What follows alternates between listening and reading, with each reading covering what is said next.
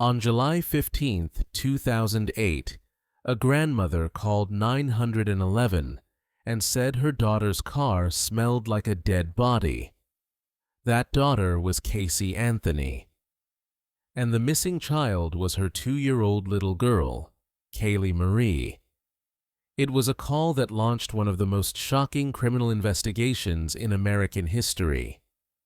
For 31 days before that call, Casey told lie after lie, working at places she didn't work, staying with people she didn't know, and pretending her child was alive. While Caylee was missing, Casey partied at clubs, entered a hot body contest, got a tattoo that said Bella Vita, beautiful life, and spent time with friends as if nothing mattered, all while her daughter was nowhere to be found. Caylee was last seen on June 16, 2008, but Casey didn't report her missing. Not the next day, not the next week, not even after a full month. Instead, she stayed at her boyfriend's house, told friends Caylee was with a nanny, and lived her life like nothing was wrong. The nanny she talked about, Zenaida Fernandez Gonzalez, didn't exist. Police later confirmed Casey invented her, and not just her. She invented jobs, coworkers, boyfriends, and entire stories to cover her tracks. Every lie was more unbelievable than the last.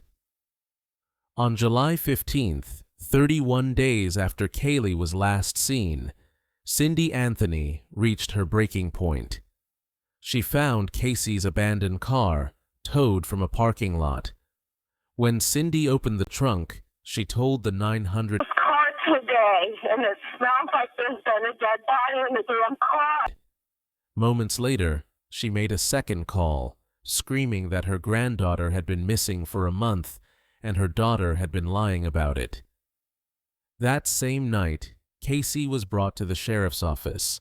She told detectives Caylee had been kidnapped by the nanny. She described apartments that didn't exist, workplaces she'd never visited, and routes she supposedly took while searching for her daughter. Every detail of her story fell apart instantly. Investigators searched the Anthony home, Casey's car, her computer, her phone, and every location she claimed to visit. Inside her browser history, they found disturbing searches: how to make chloroform, neck-breaking, how to make weapons. Although her mother later tried to take the blame for those searches, forensic timing data showed Casey was the one online. In the trunk of her Pontiac Sunfire, forensic teams found a strand of hair with decomposition characteristics and high levels of chloroform. Cadaver dogs alerted strongly to the trunk. Evidence suggested a decomposing body had been there. But because the results couldn't be linked with absolute certainty to Caylee, the defense was able to challenge the science. Months passed. Thousands of volunteers searched for Caylee around Florida. But no one found her. Until December 2008. Just a short distance from the Anthony home, a utility worker discovered a trash bag in a wooded area. Inside were the remains of 2-year-old Caylee Anthony. Her tiny bones were wrapped in a blanket, inside a laundry bag, with duct tape across the skull.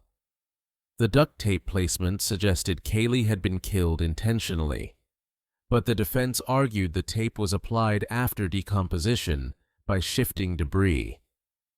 The location raised even more questions. Why was Caylee so close to home? Why didn't Casey report her missing?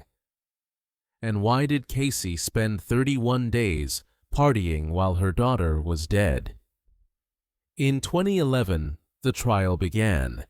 It became one of the most watched cases in American courtroom history. Prosecutors argued Casey murdered Caylee to live a free, carefree life without responsibilities. They presented computer searches, forensic evidence, the smell of decomposition, and Casey's month of lies. The defense created an entirely different narrative.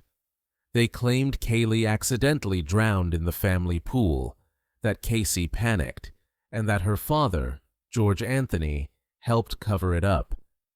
The defense offered no physical evidence, no witnesses, and no timeline to support this version.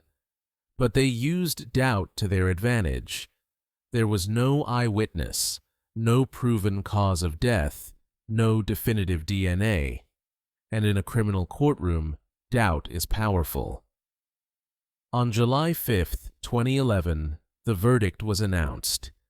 Not guilty of first-degree murder, not guilty of manslaughter, not guilty of child abuse. Casey Anthony walked out of jail days later. The courtroom gasped. Millions watching from home were stunned. The public believed she was guilty.